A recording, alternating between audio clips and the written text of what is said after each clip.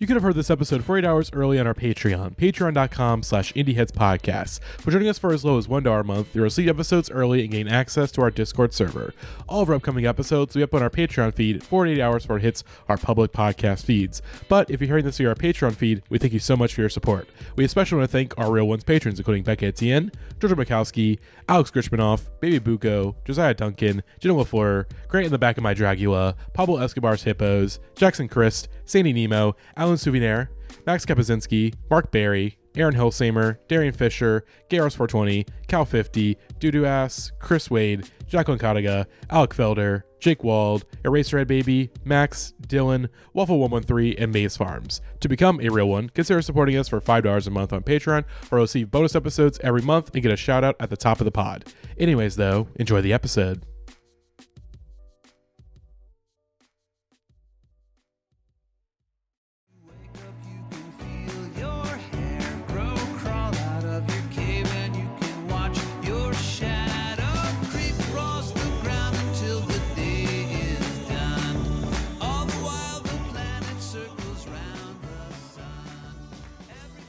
Welcome back to the Indieheads podcast, everyone.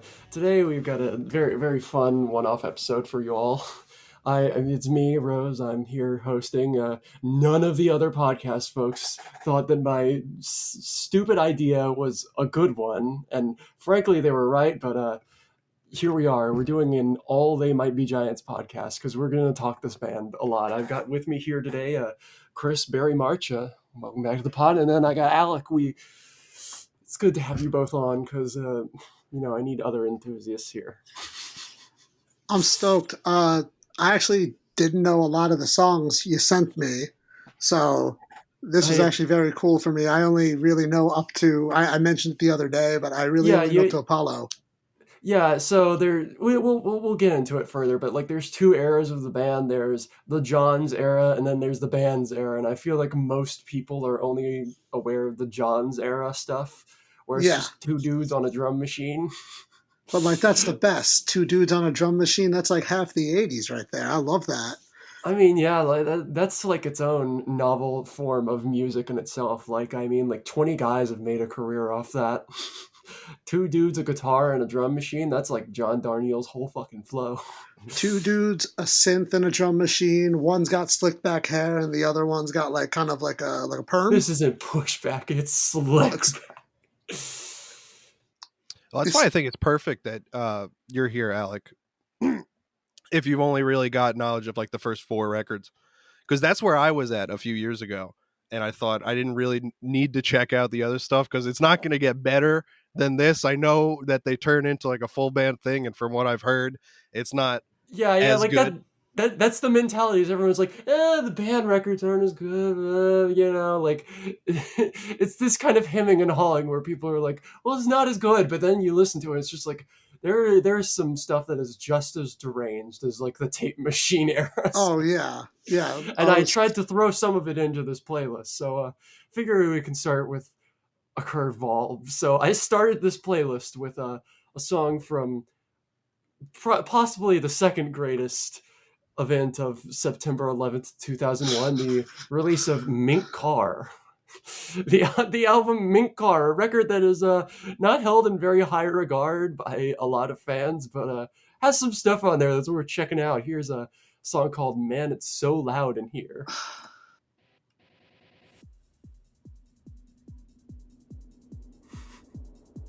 This is crazy that this came out on 9/11. I didn't know that at all. Yeah. Wow. It's so fucking funny that like this record came out. Imagine being so excited. Yeah. Imagine listening to Mr. Excitement and like the second tower falls. Oh, yeah. no. Well, if it's any consolation, no one's ever going to forget this album. Oh, God. We cannot let the terrorists win, okay? We cannot let the Mink Car haters win. Yeah, the Mink Car Never Forget tour. Someday they're gonna do an anniversary tour of this, and it's gonna be called Mink Car Never Forget. So this is the first time I ever listened to this song, and I have to say that it reminds me of 100 Gex, straight up. I won't lie. I mean, honestly, I wouldn't be surprised if there's like a little precedent of that in that band. Like, I was like, with the guitars and that like the drum machine. And it's super poppy. Oh my it, god! it feels like they kind of sustain themselves off like all the like early aughts silly songwriters that all the kids on the internet remember, and this very much falls in that category of that kind of band. Mm-hmm. And I shared with you a little while ago, Rose, I made off the top of my head just like a little top 10 list of what I thought maybe my top 10 favorite songs by this band is. I threw this song in here. I love this song. Oh, it's great. It's so fun. It's so dancey. I don't know. I feel like you'd say this with every song in here. It's like whatever you expect this band to sound like, this is not it. Yeah. Yeah. This one so like loudly tries to like subvert like the quote unquote formula for They Might Be Giants. They're just like, okay, I guess they can do dance tracks now. Cool. And like the funniest part is it's like a dance song about like going to a dance club and you can't hear anyone talking inside the club because the music's too loud. Yeah, and I think that's one of the appeals of this band is the subject matter that they take on is a lot of stuff that's either mundane or something that no one would want to write a song about. Yeah, just mostly because you don't think you silly. could write a song about. Either it's silly, mundane, or it's just something that no one else would think would be worth writing a song about. And there's some Like- stuff that's like straight up evil. Yes, but this is just going to a dance club and not being able to hear anyone. Yeah. But I love this song. It's fun. Oh, I was loving it. I was loving it earlier. The 100 gecs thing just hit me right away. It was just because, like, I don't know. Yeah, it feels like they just kind of took the whole deal. I don't know. This song specifically. And I don't know what you're saying about the song kind of, I guess. Oh, man, I'm taking too long here. The gears aren't spinning. It's all good. No, I just, like the juxtaposition of like this, like the lyrics and the beat, the whole driving beat of this thing is really funny. They're just, everything they do is really funny. Yeah, it's just this one in particular is one of the ones where I was just like, I gotta put this on here because, like, I don't know, like, Flansburgh curveballs are like, dime a dozen, but like whenever you get like a John Linnell curveball where he's doing something really weird, it's just like, oh man, this is like he tends to be the more straightforward songwriter of the two, and so whenever he goes fully silly, it's just like yes. Yeah, it's very unexpected. I mean, Minkar is a very what's the word I'm looking for? It's not. It's the Black Sheep album, probably. Yeah. I listened to this album recently. It's not that bad. It's pretty good. Listen, it's got a song in my 10, specifically the title track. There's a lot of great songs off of it. Yeah, I looked back through and I was like, damn, there's actually like some pretty good stuff in here. Like Older is one of the ones I feel like a lot of people will know from this band, which is just like that one is so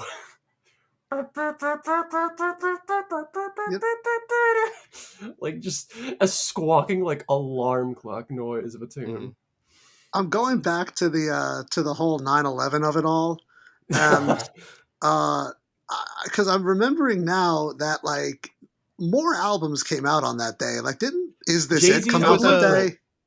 That was there was a big release day. What else came out? Jay-Z's The Blueprint. The Blueprint, yeah. Love and Theft by Bob Dylan.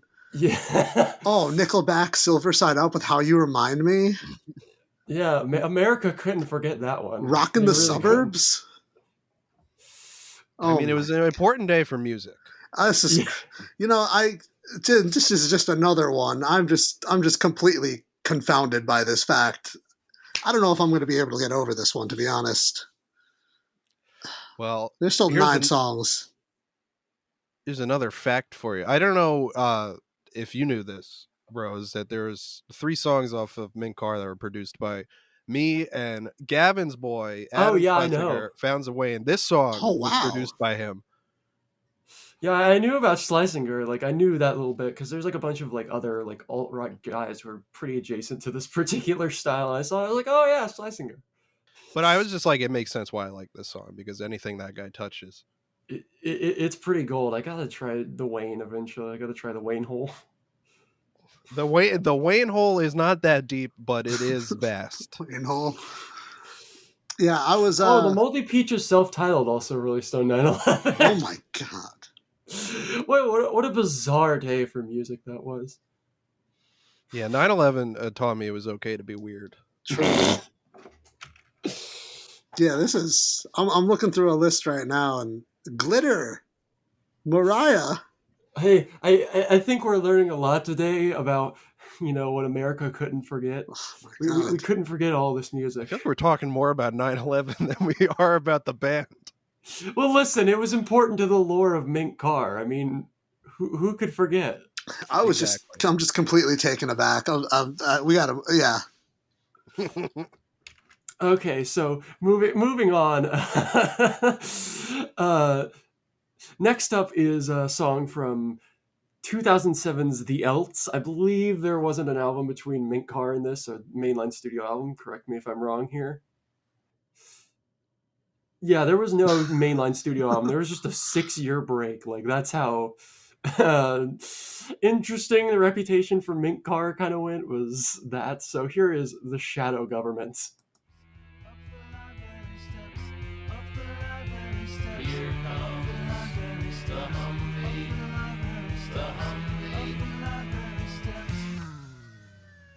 Crawling out of the flop house, I saw the mayor stealing my junk.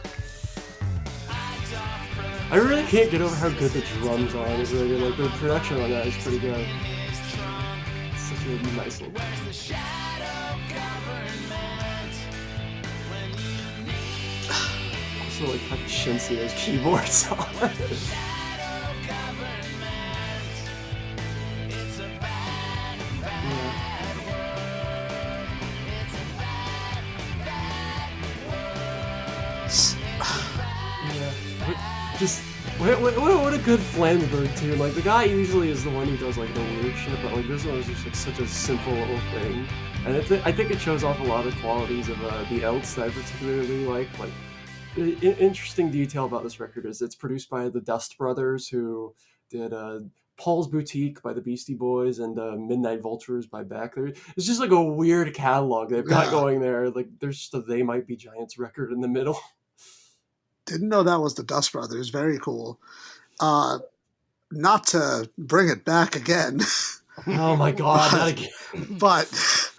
but I didn't know that this came out immediately after that one. So it's funny to me that they're doing songs about the shadow government immediately after that.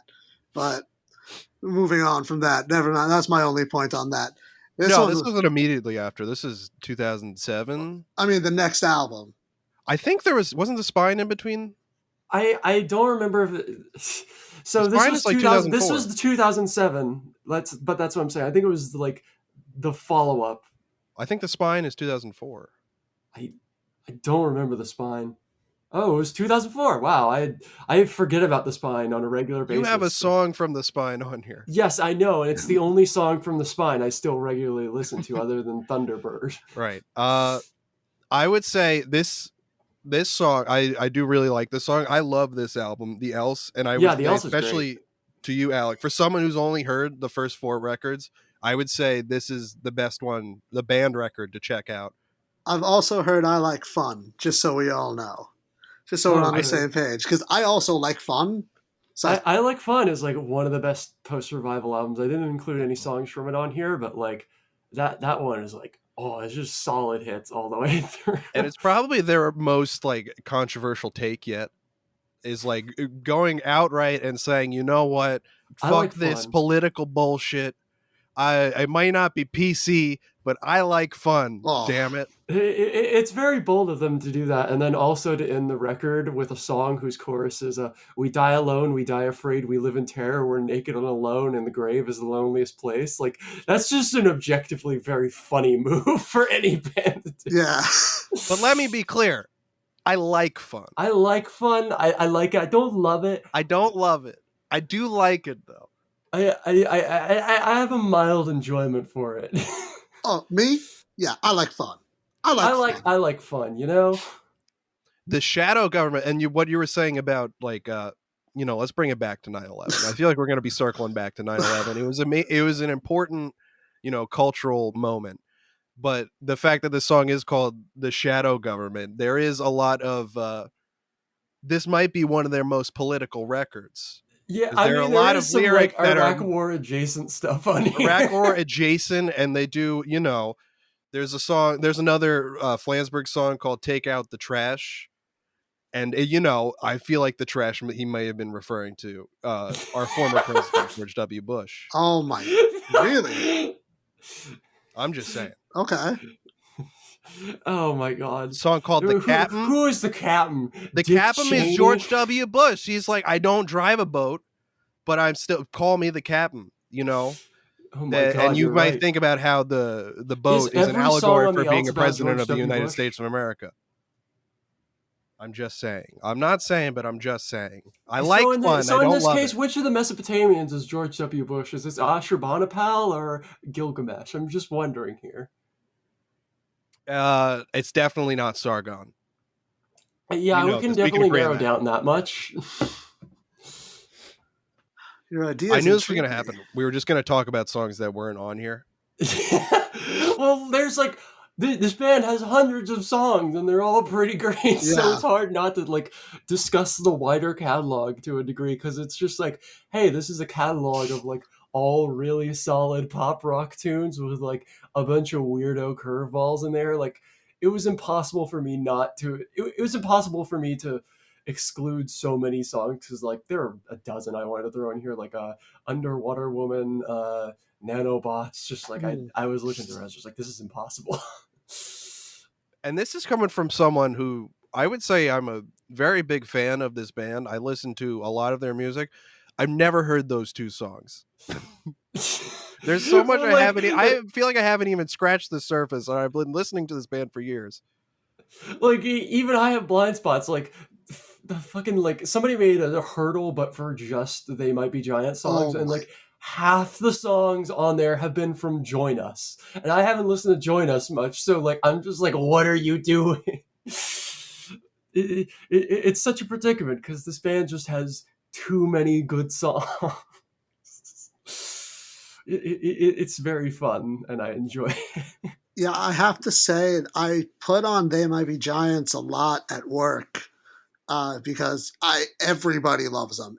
Literally every time I put them on, no matter what it is, someone either comes in and says, "Oh, what is this?" And they're like, "They Might Be Giants," or it's like some guy from like the '90s who's like, "Oh, They Might Be Giants. What do you know about this?" Yeah, like, They like to say, "What do you know about this?" It is a band that is literally for everyone, because They have something for everyone. They have literal children's music, like Here Come the 1-2-3s, and then they have songs that sound like children's music that are about like murdering your ex-wife. I think it is so cool always when like a serious band will delve into children's music, just because like that's just such a nice, like, cool thing to do. Yeah, I mean, even the children's albums kind of have some bangers on there. Exactly. Like, I highly recommend Robot Parade, which is one of the funniest songs I've ever heard. Like, it's so deeply unpleasant to listen to on some level, but like, oh, you know what I gotta pull up? You know what I gotta fucking pull up is Robot Parade live. Oh. It's very good. While you're pulling that up, I will say, like, it's very. I think one of the things with them making the children's music also is that there's so much children's music that is not good, and that and then they have kids and they're like, we hate all of this. We'd rather make stuff that's fun for the adults to listen to as well. And that's such a nice thing to do, because, you know, people, they be having babies. So here is a live performance from Conan O'Brien's show of a Robot Parade. Check out this. Oh wait, hang on, fucking ads. Fuck. Give me a second. Advertisements. If you want to hear this ad free, on. if you want to hear it ad free, you're gonna have to go to the Patreon. All right, everybody, our next guest just won a Grammy and will be... Oh yeah, I forgot they won a Grammy for the children's music. For people who can't see this, well, I mean, we can't see it either, but that's the voice of Conan O'Brien. Yeah, you wouldn't believe it, but he looks like Conan O'Brien. It's John Linnell on the keyboard, and John Flansburgh is standing with just a microphone in hand, and like this is like Chad pose. In a future time, children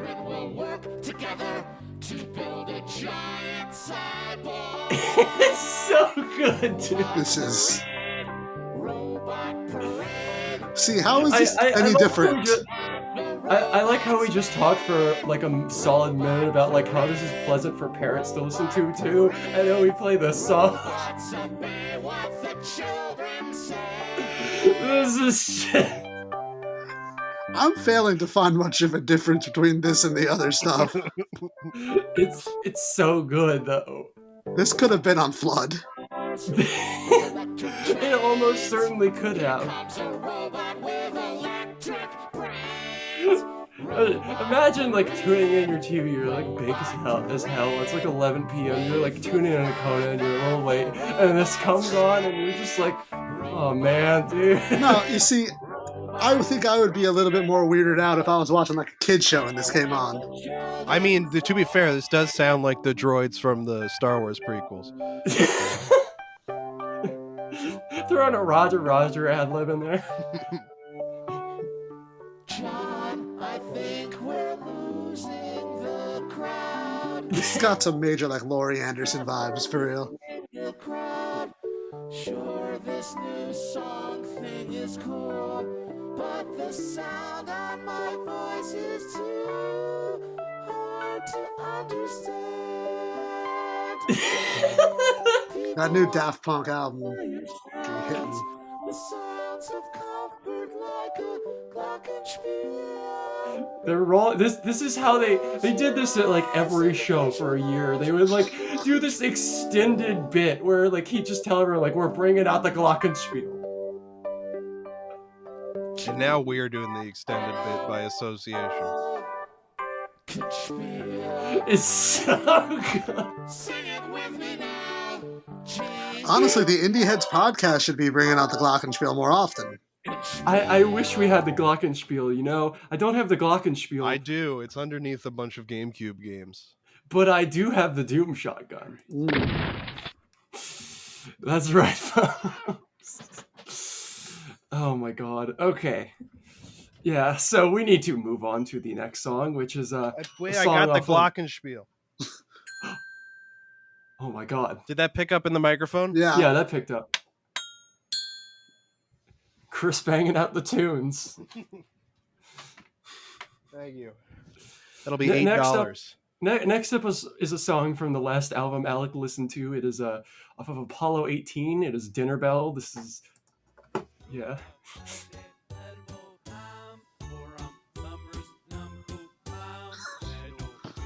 So this is the last album with just the two Johns doing like drum machine stuff.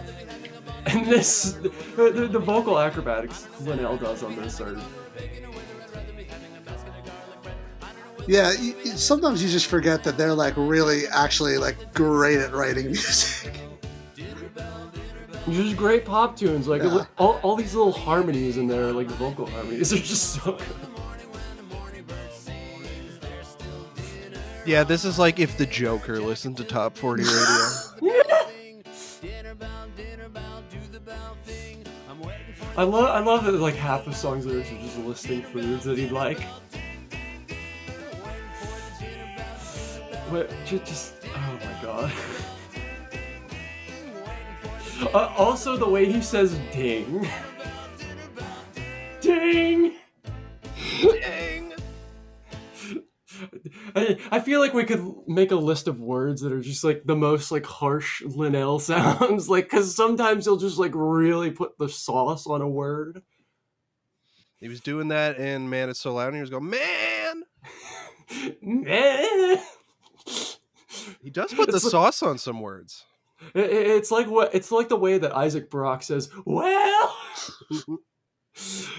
Except he doesn't choose any particular word that often. Like if John Linnell had like a well. I feel like now's a good time to bring up, the John v. John debate. Oh yeah, And where do you stand, Alec? Which John do you prefer the music from? Wait, I don't know the difference between the Johns at the moment. Oh my god! I know they're both John, but This is perfect. which John is which? So for reference, Linnell is the one who did both of the songs we've heard so far, other than Shadow Government. So Flansburgh did Shadow Government, and Linnell did Dinner Bell and Man It's So Loud. And the next two are also Flansburgh's. Which one plays the accordion? Usually Linnell. Okay. And he said the last two were Flansburgh's. So, so Damn Good Times is a Flansburgh. Basically, it's just like whoever takes vocal lead. Like you'll notice the difference, I think. But anyway, there is like a minor debate between like most fans, which is just like, do you prefer the songs from Linnell or Flansburgh? Linnell is usually like the one who does like banks out the really reliable like pop rock tunes. So like, of course, Birdhouse in Your With Soul, a sad boy edge to it. yeah, Birdhouse in Your Soul, Anna Ing, We'll Need a Crane, like just all the really obvious ones. And then Flansburgh kind of does like the more like quirky. oddball arrangement stuff. Oh, he's quirked up? He's Flansburgh is the quirked up white boy of the group. Okay. Oh, 100%. Like he is the most quirked up. He's white throwing boy. in horns everywhere. He's making everything funky. And Linnell is more like the sensitive ass one? Yeah. Okay. He's the quiet, sensitive white boy. Okay. I think I'm getting a better picture of it now. I think I'm on Team Linnell at the moment. Most people are on Team Linnell, though. Whenever I see a Flansburgh person, I'm just like, yeah, respect. Because like, dude's got some good ones like Cowtown and That's a good one, yeah. Piece of Dirt. Those are good. I don't think ones. Flansburgh wrote Cowtown. Wait, he didn't? No, I'm pretty sure that was from Linnell's old group. I see. And then sometimes they share the lines vocal kind of duties. Yeah, it's like the problem of like whenever you have a band that has like multiple vocalists that like occasionally trade, it's just like I don't know if this is 100%, but usually it is just like delineated by vocal talent. I'm just saying, sometimes, I can be an emotional little sad little white boy, and I relate to John Linnell when he says he ended up sad, he ended up really, really, really sad. That's just like, wow, he's speaking right to my soul. Really sad. Mr. Me, that sounds a lot like me, and I'm a Mister, and wow, I ended up really, he's really, just really like sad. He ended up sad. He ended up sad. He ended up really, really, really, really sad. That's poetry. That's bars, if I'm being honest. Oh, by the way, did you speaking of things off Lincoln while we're on this discussion, did you guys see the thing that the new the Topsters 2 guy uploaded to the site? No. What is that? Okay, so hang on. Neverendingchartrendering.com. So he's oh wait, hang on. So Topsters is the website where you could post like your like charts of all your like top albums. Yeah, it was like the thing where you could custom make it. So he posted, "What if Copernicus were wrong?" And all I can think of is the world's address. Exactly. That's where Copernicus was what wrong. if Copernicus was wrong? Yeah, but on that website like a year ago, like the guy who ran it posted like a link. It was like the truth of the pandemic. Yeah.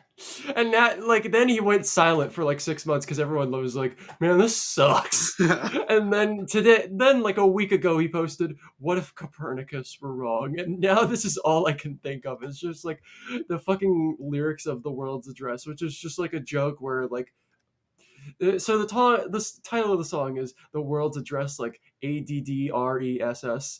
But like the entire bit of the song is just like, oh, the world isn't a globe.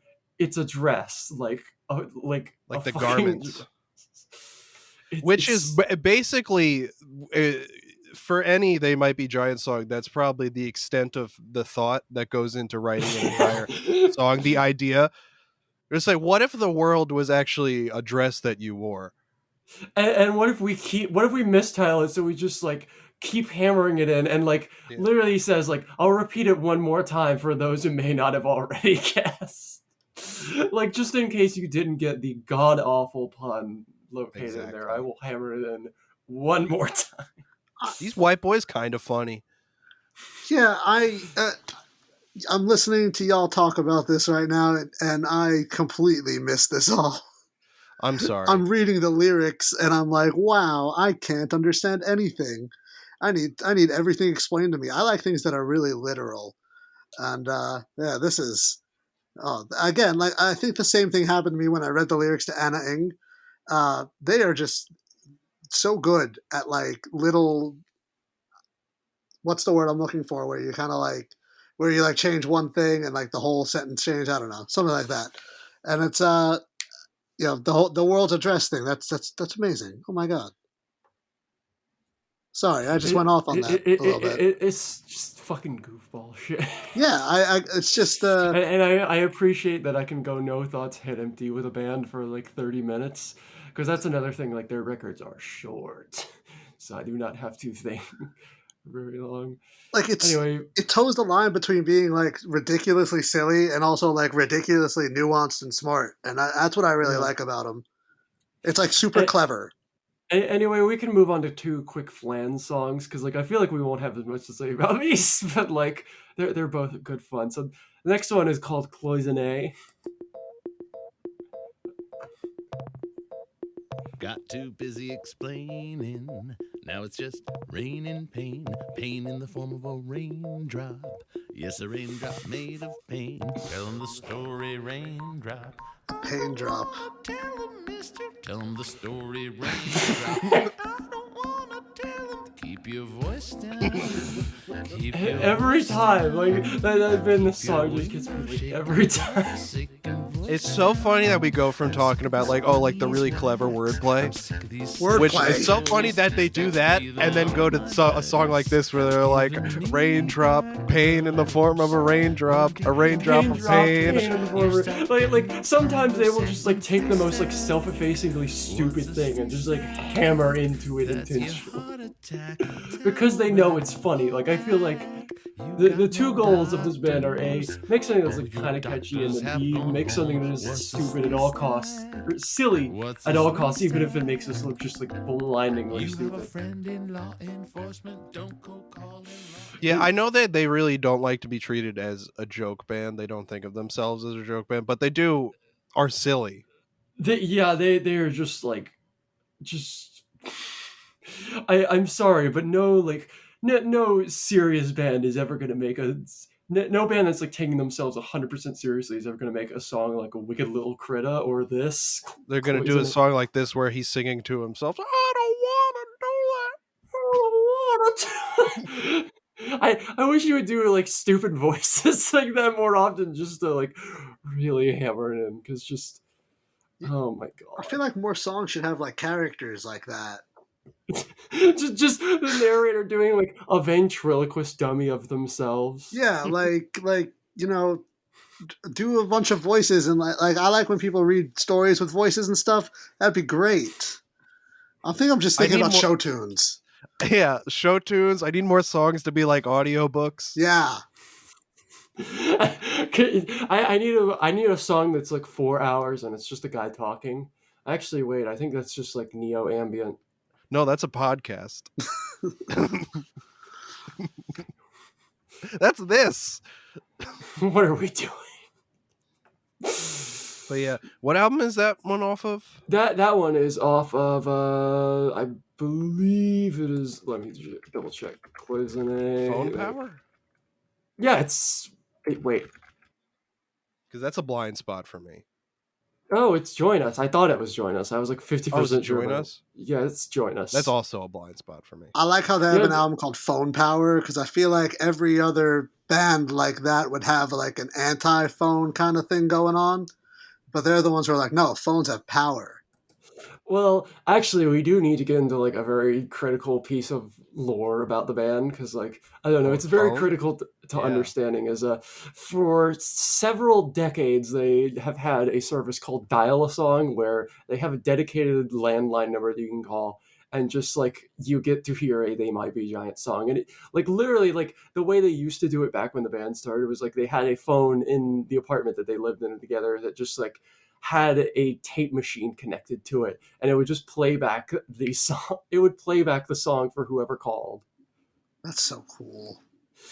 And just like whenever they had a new song, they would just put it up there. And so that's how it evolved for a few decades. And then eventually that kind of phased out because like they're a big band now. They don't need to do that as much. But like they've kind of gone into a neo, like a new version of the service where like, you know, they have a dedicated number that you call and you get that number. And then also like they just put up new songs. Like back in 2019, I believe, or maybe it was 2018, they did like a whole album of just like extra material that was just songs they uploaded to Dial-A-Song called My Murdered Remains, which has one and of their best songs they've ever written. Yeah, the Communists Have the Music is on My Murdered Remains, and that is another Phone song. And Phone Power is also all Dial-A-Song songs. Which probably explains why, well, I mean, we just said the song is not from Phone Power, but they probably, there's less vetting for, not that, I don't know what the vetting process is for They Might Be Giants album, because it seems like they just throw whatever the fuck they want in there. But I would assume for like the Dial-A-Song, there's even less vetting. Yeah, It's like, we'll just throw whatever. We just wrote the for song. like Dial-A-Song, they literally just like have an alternate version of a pre-existing. For Phone Power, like they literally have an alternate version of a pre-existing song, and then a Destiny's Child cover that kind of slaps.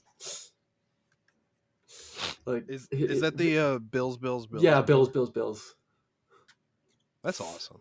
Yeah, very bizarre little thing, but like all the Dial-A-Song albums are like surprisingly pretty good. Like for records that seemingly have very little curation, they have quite a bit of quality material. Like several of my favorite songs are off of Dial-A-Song records. Like I Love You for Psychological Reasons is probably like a top 5 for me, and that's a Dial-A-Song tune. That's a great title for a song. I don't know it, but I love it for that title. You gotta listen to that one. It's like so good. Do you like power pop music? I like power pop. I like phone power. I like phone power pop. Phone power pop. You'll love I Love You for Psychological Reasons. This band is so expansive that I knew it was insane when you came to me with the idea of like, oh, I'm doing like this 10 song. And I mean, it's not even 10 songs now, but like these 10, I whittled it down to 10 songs to talk about. I knew it would be impossible. And here we are talking about songs that aren't even on there. Yeah, we've definitely discussed over 10 at this point. Mm-hmm. So if you're listening to this, you've never listened to this band before, I highly suggest listening to this, because this band is for everyone. There's at least one song. I think it is the rare band that is for everyone.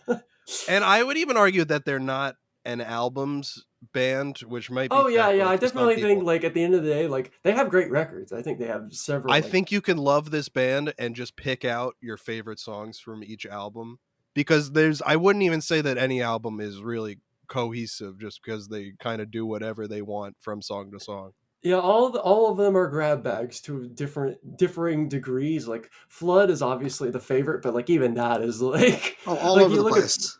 Like you look at Flood and it's like, yeah, the first 11 songs or so are like a cohesive run, but then after that it's like Letterbox, Whistling in the Dark, Hotcha, Sapphire Bullets of Love. Like none of these things go together.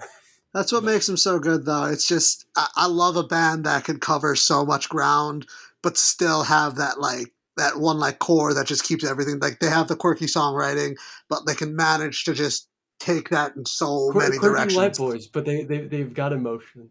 Exactly, they're quirked up white boys with a sensitive side. Like, I just realized we don't have any songs from Flood, and I'm gonna feel really bad if I don't play this one song from Flood at least once. Minimum wage. Yeah! This song is so important. It's a 47-second minimum wage, where the only lyrics are minimum wage. Yeah. Cowboy music about minimum wage. You gotta love it, folks. About minimum wage is stretching. It's about minimum wage in the sense that they say the words minimum wage. I think I'm sure there's meaningful commentary that can be derived from what little there is there. I think it's more about Yeah. It's about Howard Dean's failed election campaign. Actually, I think that came before Howard Dean. See, it all comes back to 9/11. Uh-huh. Oh God, you're right. I didn't think about that. And this was 10 years before that, even, which is what did they know? They Might Be Giants like predict and then harp on 9/11 for like several decades? Was this their curse? It's like insider trading. And they're insider traders. But here's the thing, like if you do insider trading, you're gonna go to jail. In this case, music jail. as a great segue. This was one of my favorite ones. I think you might be a Flansburgh guy then. If I'm Yeah, I being think honest. you might be a Flansburgh guy because this is like huge Flansburgh.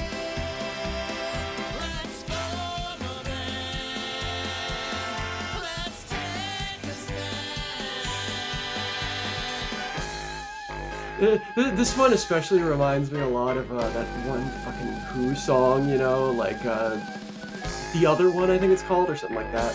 I might be getting it mixed up with that Grateful Dead tune that I've been listening to like 20 times because I've been listening to Europe 72 bootlegs for the last like 2 weeks. In case you can't tell, I am the transsexual who listens to only dad music and noise rock.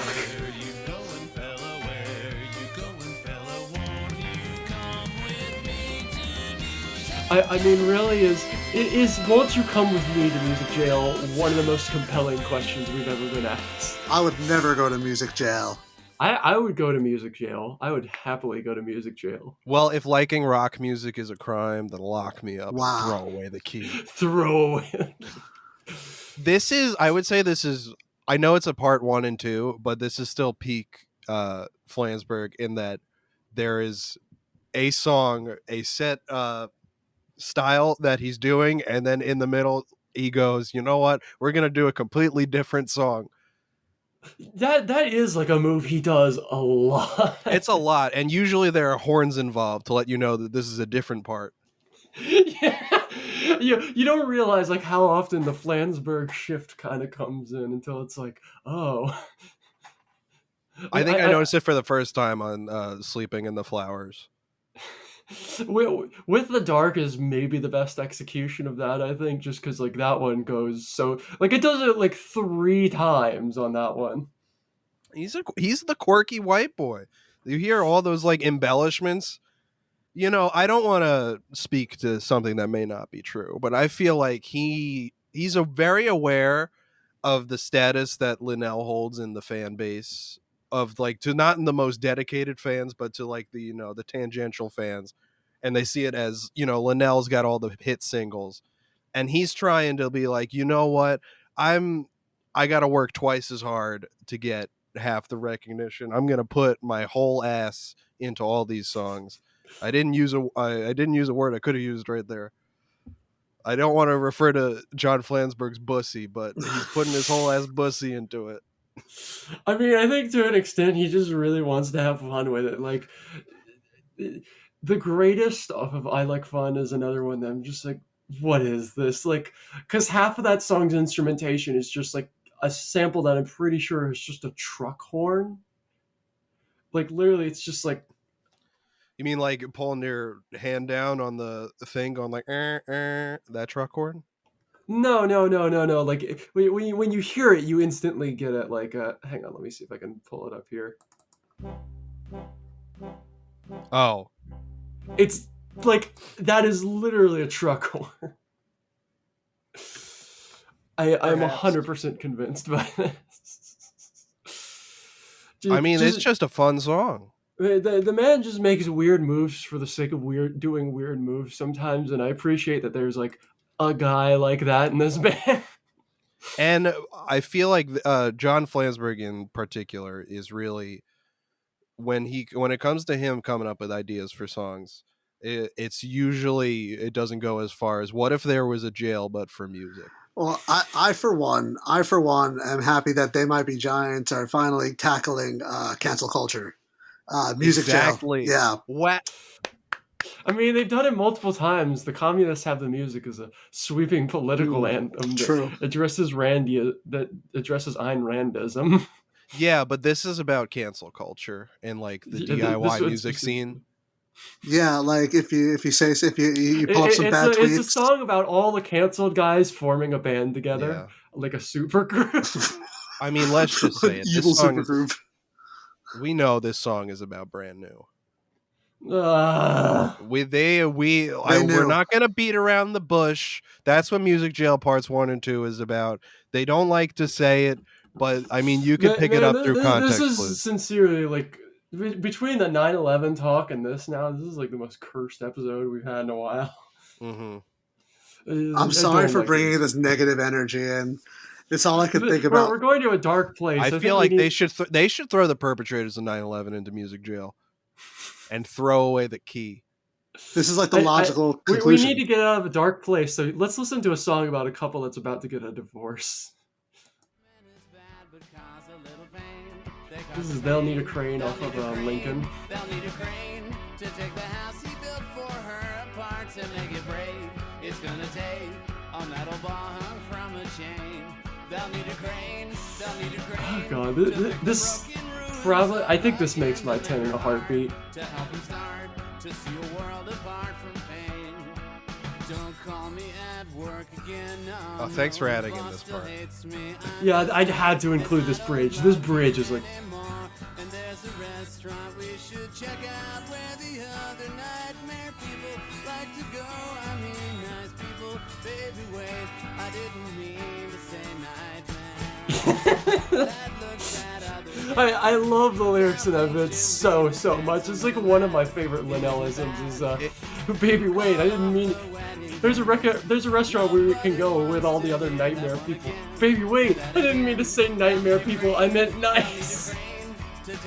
Ace, I truly adore John Linnell as a lyricist, and especially like a song like this about like a failing marriage where he just like casually drops "and I don't love you anymore" and there's a restaurant.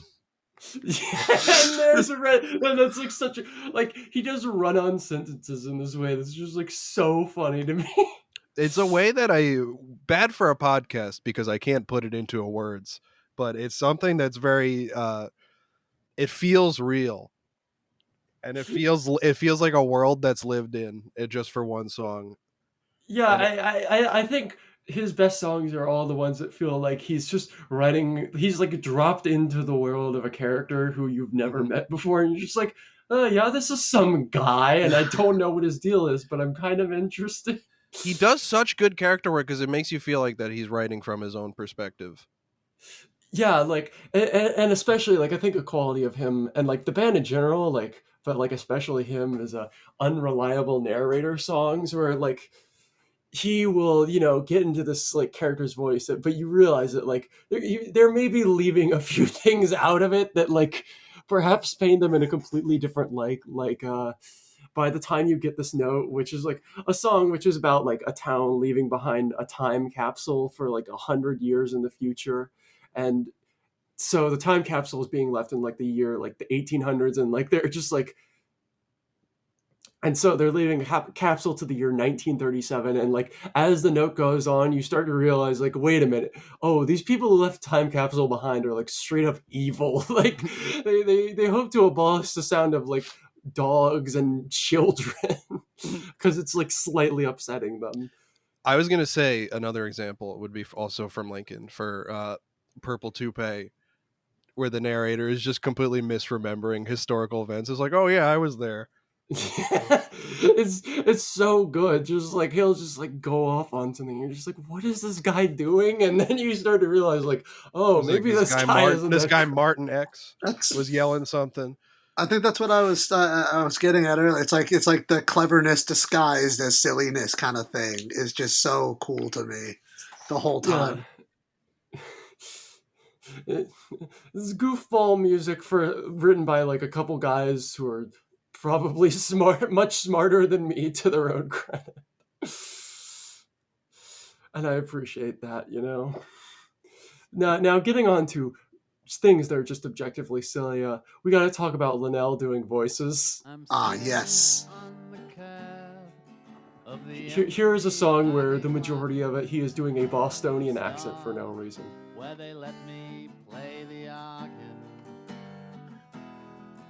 I'm waiting for my ride, but I want to wait inside the store where they let me play the organ. The organ. But I'm thinking of a wooden chair in the room at the top of a stair. And I'm looking down the stairwell at the vanishing dawn of the map of the spot. Let me take you. I mean, really, that's just like one of their best kick into choruses they've done. It goes so I mean, you well. can't see it. I went instinctively into stank face. Yeah. Yes, same. This one is off of John Henry, which is their first like full band album, and it is insane how much mileage they get out of the band immediately. Like, Oh yeah. these guys have been doing like just two guys on a drum machine and a guitar and an accordion for like a long time, and then they shift into a 6-piece band and immediately know what to do with it, which is kind of insane to think about. Just getting like a full horn section and instruments and just going, oh, well, we instinctively know how to write songs this well with this many layers, and it works perfectly. Like, I think John Henry is probably my favorite album as a whole from them, because like even the weird songs on there fit in really well with the whole. Like, because like most of the weird ones are just like nice little acoustic ditties. Like, Meet James Ensor is one of my favorite Flansburgh songs. A song which features the phrase, "He lived with his mother and the torments of Christ." I hear that. Meet James Ensor, Belgium's famous painter. Just Where else are you going to get lyrics like that?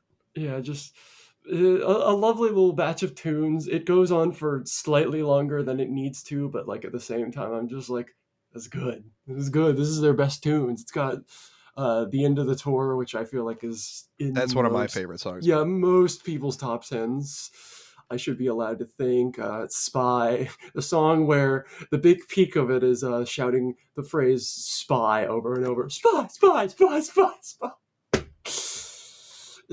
Again, like when I describe these things on their face, they're objectively incredibly stupid, but at the same time, I'm just like, how can you not love it? It's fun. They sell Exactly. it. They sell it. It's just. And I like fun. I like fun. I like fun. Here's the thing. You brought up singing in the Boston accent. We got to talk about it. Listen, I will pull it up if you want. I really want to talk about it.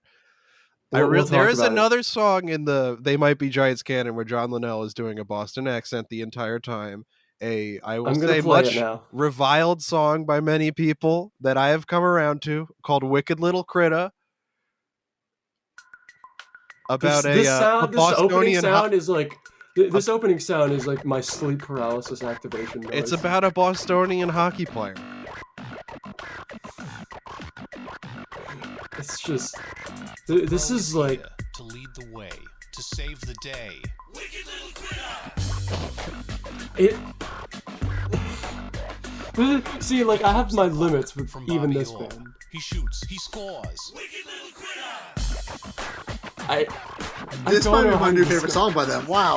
Hell yeah. See, I'm telling you. As he proceeds to scorch the place. As he proceeds to torch the place. It's just how do you? He's a wicked little critter with a sissy bar, and he lays a patch on the top. What kind of brain do you have to make this? I mean, listen, they recorded this in a pre 9/11 world. And then this song came out and the world changed forever. Is all I'm saying. Man, this chorus is better than I remember, I will say. I'm telling you, there's a switch that flips in the back of your head. This is on Mint Car. Oh my god, wait, this is so off Mint good, Car. actually. Am I having a moment where I finally like Wicked Little Critter? I mean, really, what brain do you have to have there? You have to get into the Boston mindset. He isn't even from Boston, I don't think. Like, let me Just Google love the this. culture. No, it's spiritually his. Aren't they from Massachusetts? This man was born in Brooklyn. Didn't they go to Massachusetts at some point? I'm sure at one point in their lives. No, never mind. He moved to Lincoln, Massachusetts. That's what the album is named. I knew at one point in their lives they have been to the state of Massachusetts. They both lived in Lincoln, Massachusetts, and then they both went to University of Massachusetts Amherst, and then they moved back to New York. I also Oh, can't say the state of Massachusetts without thinking of Dropkick Murphys. The song "The State of Massachusetts" also the theme song to Nitro Circus on MTV2. Man, Hey Might Be Giants never made anything good as shitting up to Boston. He's like shitting up to Boston. oh my coworker. Mild tangent about the Dropkick Murphys. Go ahead. Round St. Patrick's Day, we gather any kind of Irish adjacent music to sell, right? Just because people will come in and ask for it. And we were talking about Dropkick Murphys because a bunch of people, brought them up. And I was like, oh, yeah, I know them. They do the Shipping Up to Boston song. Right? My coworker did not know that song, but knew like everything else they made.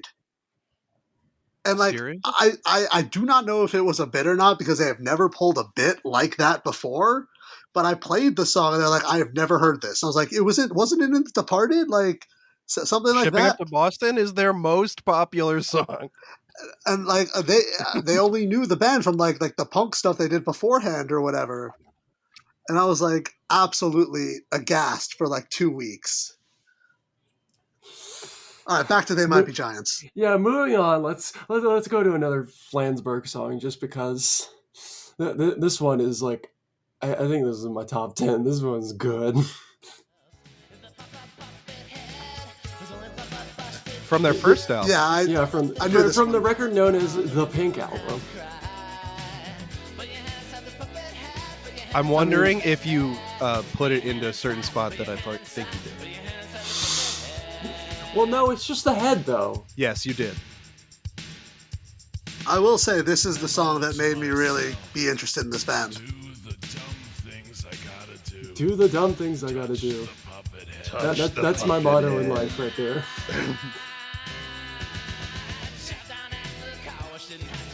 I mean, honestly, just this song is the proof to me that they had it from the beginning. Like, just this, Don't Let's Start, number 3, and what's the first one on that album? Everything Right Is Wrong Again. Everything Right Is Wrong Again. Like, all those are like right up front, and it's just like these guys had it. They've always had it. They've always had it. Like, you go on your debut album, you put a song called "Put Your Hand Inside the Puppet Head," and it goes this hard. Mm-hmm. Yeah, I had only known Birdhouse in Your Soul when I checked out this album honestly, it was only a couple months ago. And the first song Everything Right Is Wrong Again. I was whatever, moving on. But this one I was like, okay, all right, this is exactly what I like, huh? Yeah, I'm going to like this a lot. Quirked up white boys, goated with the sauce. Ooh. I would say even their first album is probably the most cohesive. I think maybe because of like limitations on what they had to record with, but a lot of the songs sound very similar. Very similar. Yeah, like similar timbre. Not necessarily that they're writing the same song. Yeah. I don't mean that by any means. I just mean like palette wise. Mm-hmm. and like even there, like there's classics. Like I feel like a lot of people know Don't Let's Start. Like that's one that I feel like is broken outside the bandscape at least. Mm-hmm. It's really good. That one is like so good. One of my favorites, Rhythm Section Wanted. I think that's the last song on the first album. Yeah. Where Linnell talks about how he sings weird. Do you sing like Olive Oil on purpose? I'm all about She Was a Hotel Detective. Youth Culture Killed My Dog. That's maybe my favorite song title from That's that. a great song title. Toddler Highway. Toddler Highway. I don't understand what you did to my dog. I don't understand what you did to my dog. It's magical stupidity. That's what it is to me. It's just. Mm-hmm. And then you listen to this stuff, and it is no surprise that there's people who like, not that they don't want to listen past the fourth album, but that there's no need to. You have like a very nice, concise. You already have like a perfect run of catalog there. You have a nice, concise, a lot of music. Like these albums go like almost 20 songs. Yeah, and like the thing to consider is like yes, they have like 20 songs, but they don't even self-titled album 19 songs. It doesn't even break the 40-minute mark. Like, that is how concise they're playing it here, is like just pure it's pure pop, Just power pure pop, vibes. for better or worse. I think they've said they didn't want it to sound like what the 80s, like what current like 80s music sounded at that time. And what was it, like 1986? Yeah, completely different. It still sounds, but to me, like now, I mean, we're like 40 something almost years past that, and I'm like, this just sounds like the 80s to me. I'm sorry, I guys. mean, that album especially is like really stuck in that I'm era. sorry. There's you could only do so much. Oh no, I'm on a different boat. I mean, maybe it's just because I listen to a lot of like synth pop and like 80s Right. stuff now from like just being at work. But like this is just, I mean, it's dated, yeah, but like The songwriting, not like, I just mean the production. oh, okay, yeah. Yeah, like I 80s. think Pink Album is the only one that feels like genuinely dated to its time. Like, I feel like the others all at least, stand outside of their particular eras to a degree. I honestly feel like this album could have come out today and it would have been just as, I mean, it would have been the same kind of thing, but like just I'm trying to imagine the critical reception to They Might Be Giants now, because like you look at where they were like in their era, and then also like in the aughts. Like, there's some like really brutal Pitchfork reviews for this band. oh yeah, I saw the 2.8. I was looking at the Wikipedia page for Mint Car. Like, I just wonder what the reception to this would be like, because they are a forebear to a lot of things, but like. But to be fair, the 2.8, I'm sure they were also, it was weighted because they were ranking that and 9/11. Yeah. And so it kind of brought the average down. It's the association. Yeah.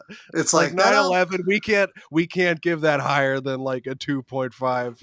Well, wait, when did they review it? Let me check the review date on that. We're researching here. Mint Car. We got to find out when Mint Car. This was before Oh, it was Halsey. only This was reviewed, like, a before week I was just Halsey thinking about wanted to Halsey. do 9/11 too on the Pitchfork building. she didn't even get a Yeah. 2.8. Like, Me, when I say they haven't reviewed like the last 5 They Might Be Giants album, damn, they should burn down the building that they run Pitchfork. Or whatever that fucking tweet says. God. Okay, now, I feel like we've talked a lot about how this band could be annoying, but I'm now going to play one of the most annoying songs that I love, that I sincerely love. I thought you were going to say we've talked too much about 9/11. I've got a big old problem. I've got true. a big old problem. Shapeshifters all around. It goes. Where did my world go? It's catchy. They ride the line between like anything, like it's so like nebulous between like the serious stuff and the children's music, because it's just I so think catchy. after they made the children's music, the line blurred a lot harder. Like, they have distinct, like they specifically like have rules with their shows. Like, their shows are 18 plus apparently at times, which is such an odd thing to distinguish. Like, yeah, we have our adult shows, and only the adults can touch it. This is the we could say whatever the hell we want. Yeah, I was gonna get to that. We can say whatever the hell we want. I don't look.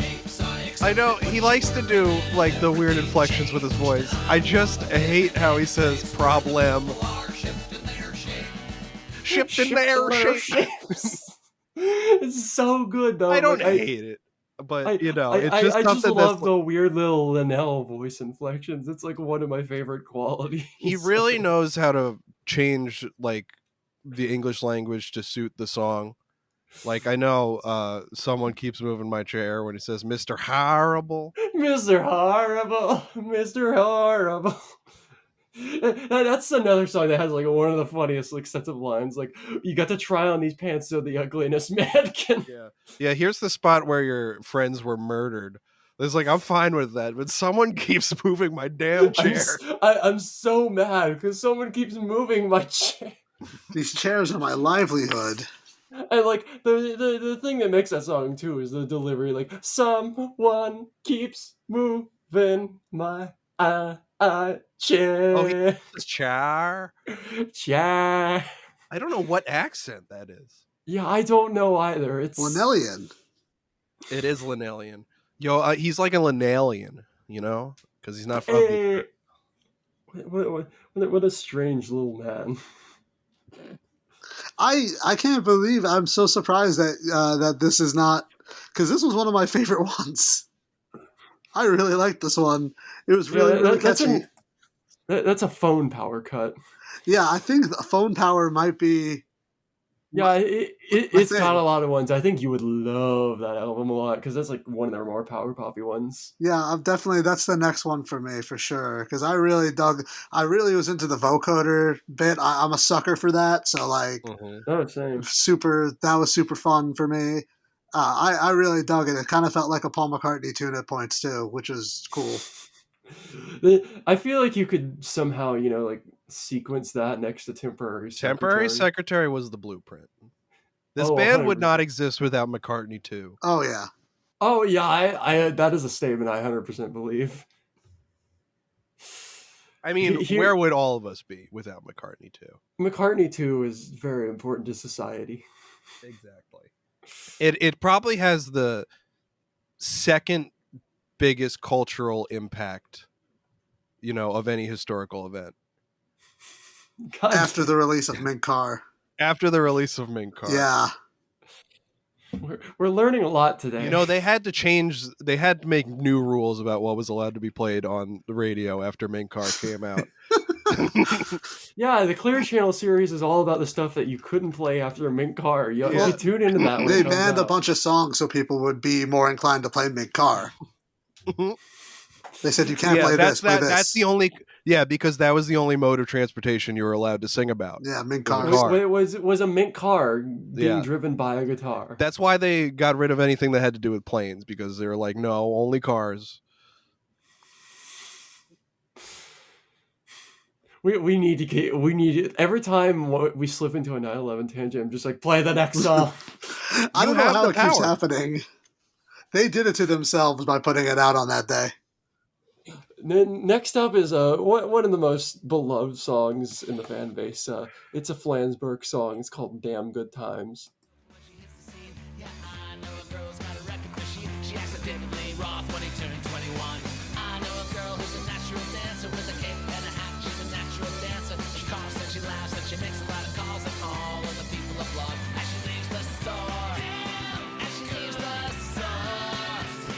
I mean, really, like, this is to me like one of the best choruses, not just for this band, but like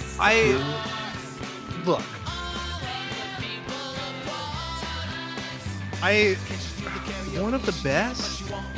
Yes. It's so simple, but that's why it like punches. Is because it's like, I've come around. I used to say that I hated it. I think I was being very, I was being emotional. I don't hate this song. I actually think it's not that bad. I think one of the other sides, the other side of the coin of there being something for everyone, is that they also have something that for everyone that you would probably very much dislike. Something that everyone will hate. Something that everyone will hate, yes. This song irks me so much. I don't know. When you say this is one of the best choruses, I don't even know how to wrap my head around that. I just really like it because like it has this like weird kind of non-stop delivery where like Flansburgh is just constantly moving forward with it, but like also it's kind of got just like this really nice like punchy boom bump bump rhythm to it that I just kind of love. I've come around to it. It's just that there's I understand the silly lyrics. I like the band for their silly lyrics, but when he pulls out some shit like she's got ants in her pants and she's gonna dance, I don't know. I feel like it's too much for me.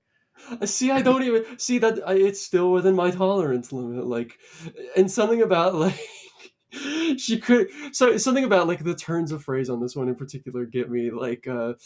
She couldn't remember the show she saw. It had the one with the guy with amnesia. Or when my friend got amnesia, she couldn't remember the show she saw. It had the one with the guy with amnesia who got off of the island on a helicopter. Like something about just the delivery on that gets me so hard. it's just fun to me, and I like fun. I like fun. I like damn good times too.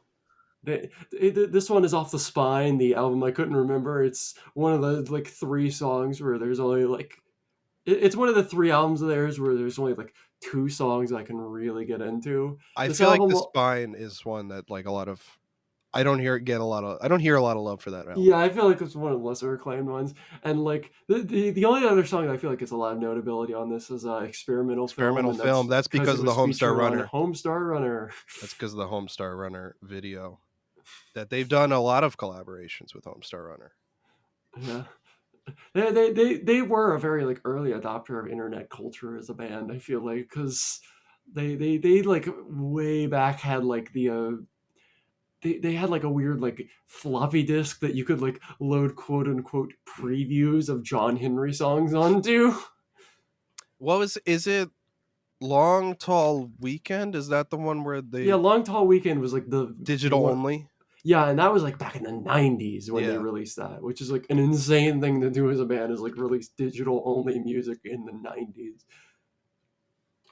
Yeah, it's very interesting to see a band from like the 80s, which they are. They are a band from the 80s that have like adapted and changed, and they were kind of one of the forerunners of, internet culture and internet music.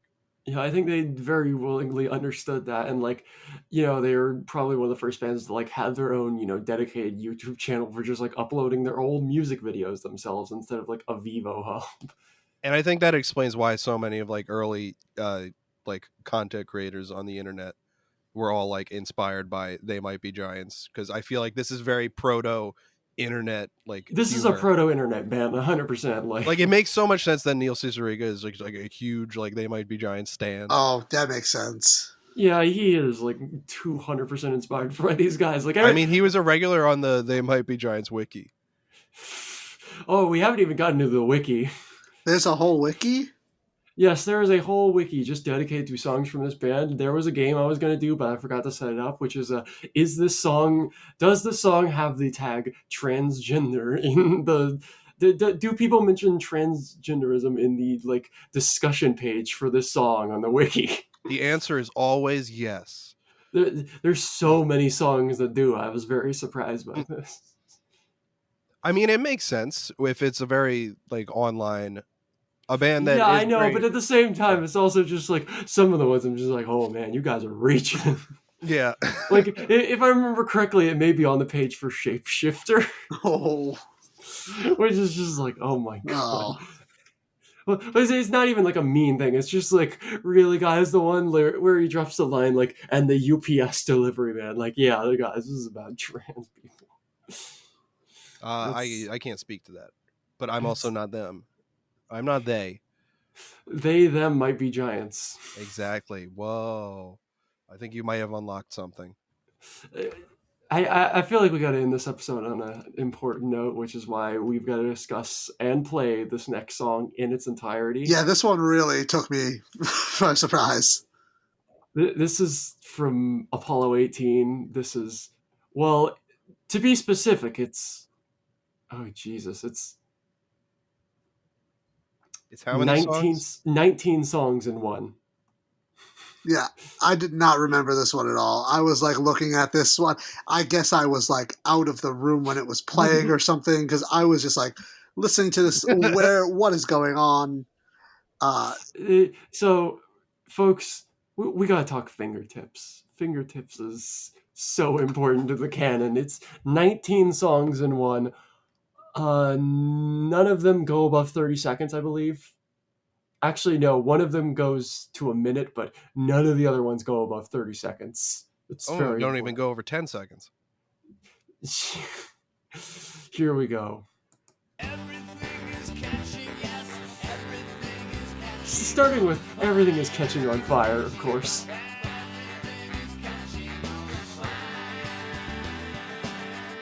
Part 2, Fingertips.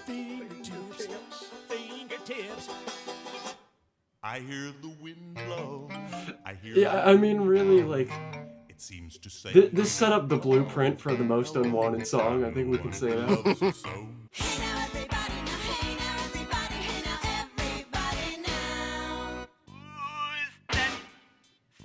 Also, very important detail is like all these songs, the titles are literally just the one thing they have time to say in the song. This absolutely, if this came out today, would be a huge TikTok thing. Oh, Yes. And if I remember correctly, like this was designed because like they realized that like this was designed around the time that like people could first shuffle albums on CDs. Yeah. And so they designed around that so you could like play Apollo 18 and then just shuffle all the songs together. Yeah. This was the first album that they wanted to take it. They wanted the album to be played in shuffle mode, which is why like at the end of the album there's just 19 short songs. So you get them in between all like the regular songs. But no one listened to it on shuffle, so you would just get this long block of 19 short songs. And that's how people knew these songs. And so they just started playing them live and like, well, I guess we'll just play it as one big song. And even worse, the European and Australian issues of the CD just included it as a one long song, not split. Oh, wow. Yeah. It sounds like Laura Stevens.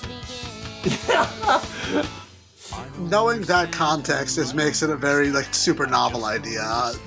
Like super cool. Designing so that like again, like this band has always been on the forefront of like music technology for better or worse, and making a song that was literally designed to like to force you to play the album on shuffle is just such a absurd idea, because before these 19 songs there are only 16 normal songs.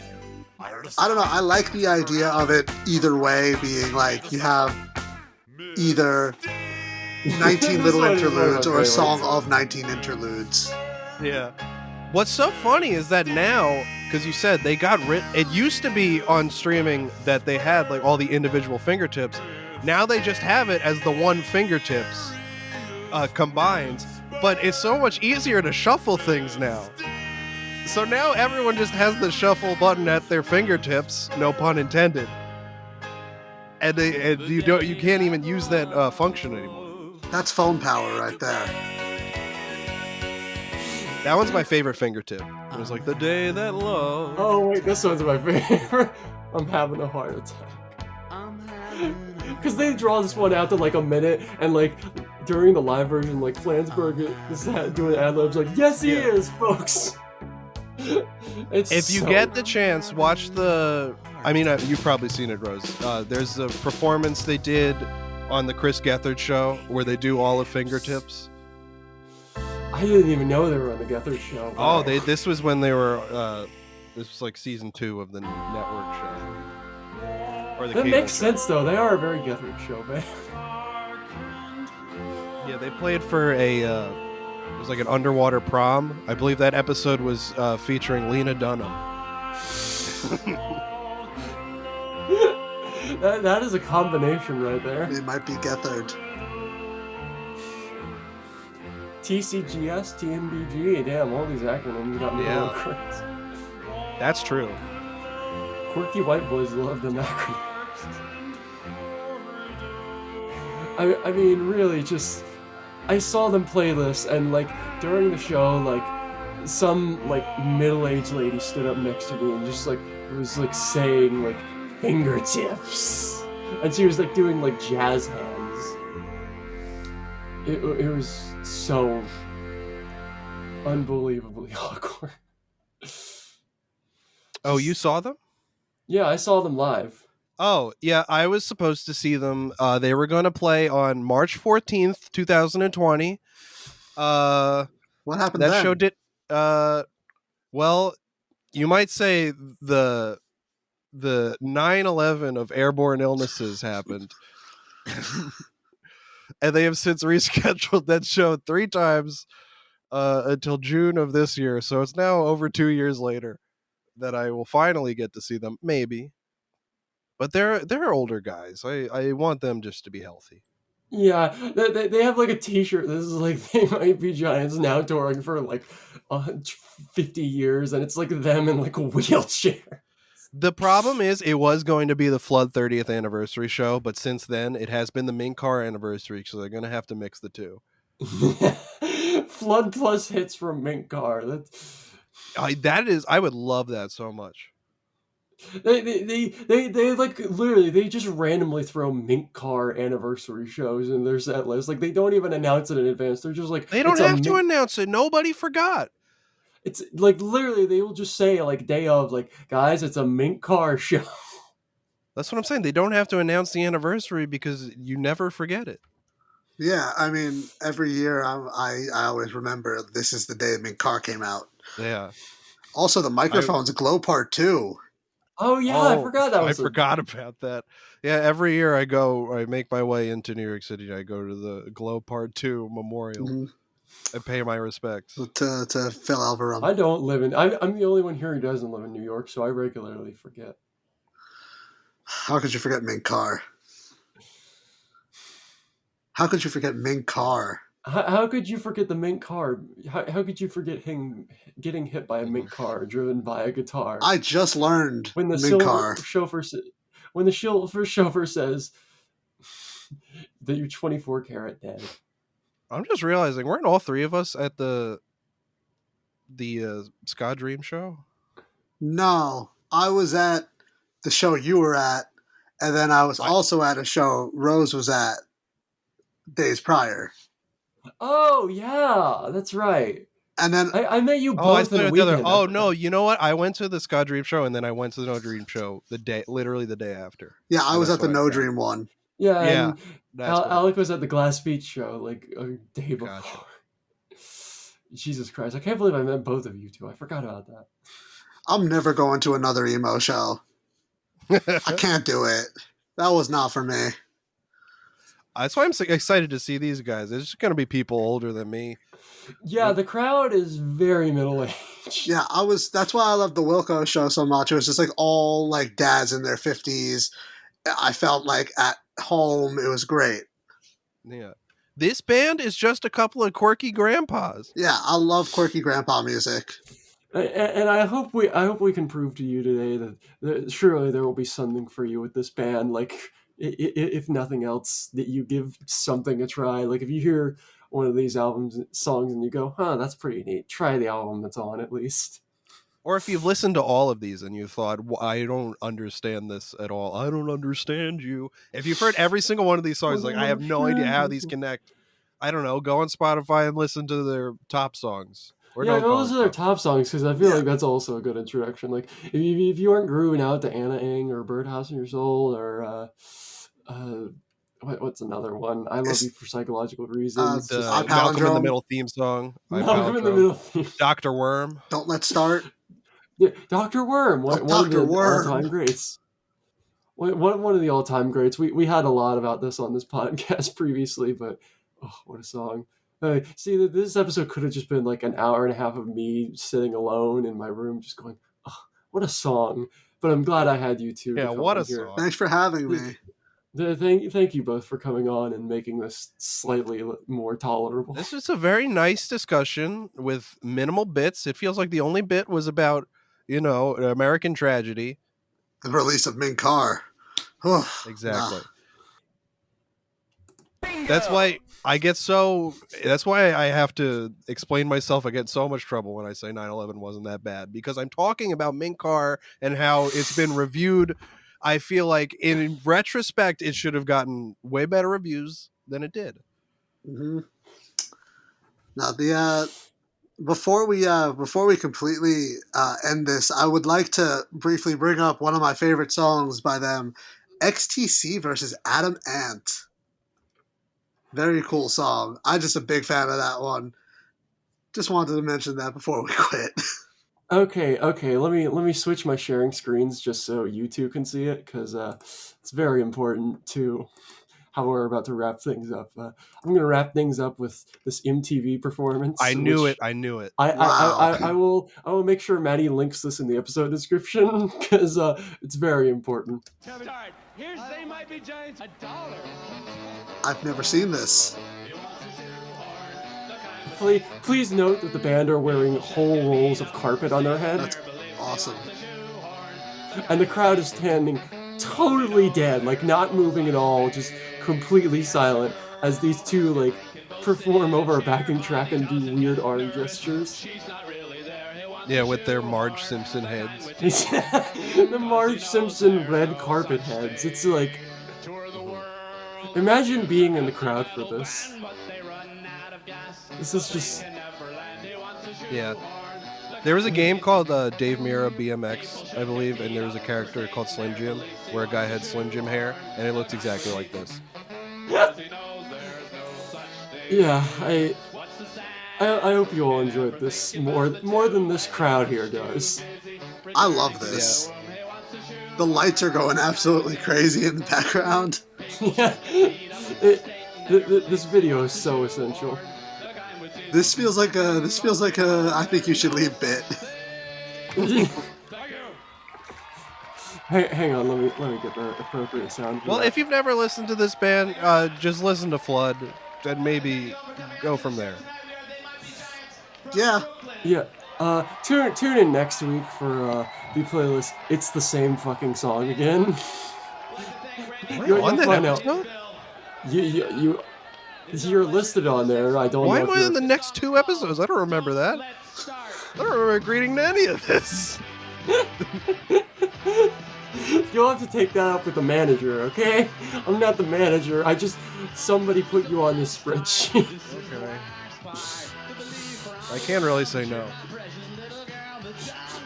Maddie got mad at me last week because no one wanted to be on an episode. And then it was like, hey, and then kept pestering me about being on an episode. After I told Maddie that I had COVID last week. I was like, I'm sorry, I have COVID. I don't know what to do. And then Maddie was like, well, you could be on this podcast.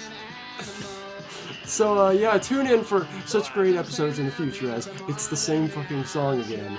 I'm not going to spoil this next one, but I'll just say, OMG, I'm Changing My Perspective is the original title of it. Matt's music videos, and 3 episodes I don't think I can spoil because, like, literally if I tell you the title, it will reveal the entire gist. Those are all pretty great titles. Yeah, I'm excited. I'm so excited for all 3 of them. Just trust me, folks. Thanks for listening. Thanks for tuning in. Subscribe to us on Patreon. That's all good. Thank you. Have a good night. Never forget Mint Car.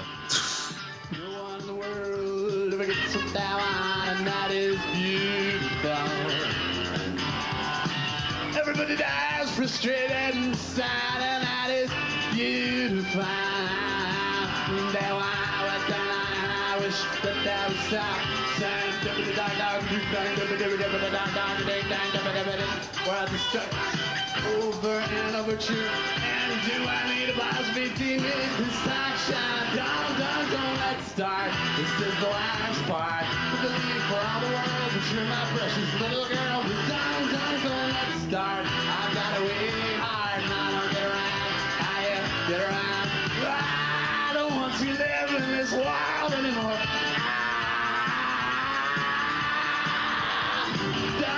Don't let's start. This is the last part.